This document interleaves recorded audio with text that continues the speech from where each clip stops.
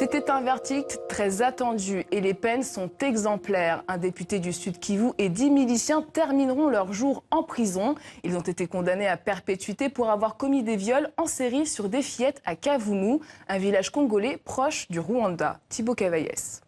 À procès exceptionnel, mesures exceptionnelles. Durant un mois, c'est à Kavumu, loin du tribunal de la juridiction, que se sont tenues les audiences de la cour militaire. Kavumu, dans l'est de la RDC, devenu le symbole des crimes sexuels à grande échelle. C'est là que durant plusieurs années, des miliciens avaient violé ou tué plusieurs enfants.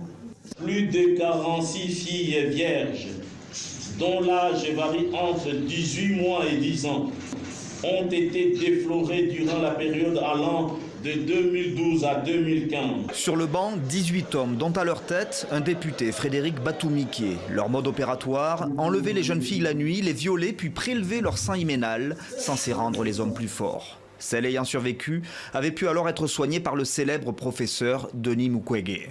Cette vague de viols avait alors terrorisé les habitants de Kavumu, jusqu'à l'arrestation des miliciens mi-2016.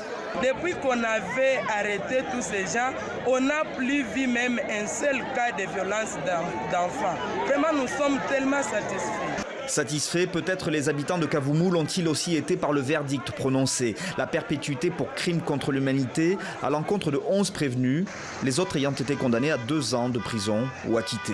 Nous sommes respectueux de la loi, nous nous inclinons à la décision de la Cour, tout en préservant notre droit de faire appel pour ceux-là qui ont été condamnés à une si grande peine comme celle à perpétuité.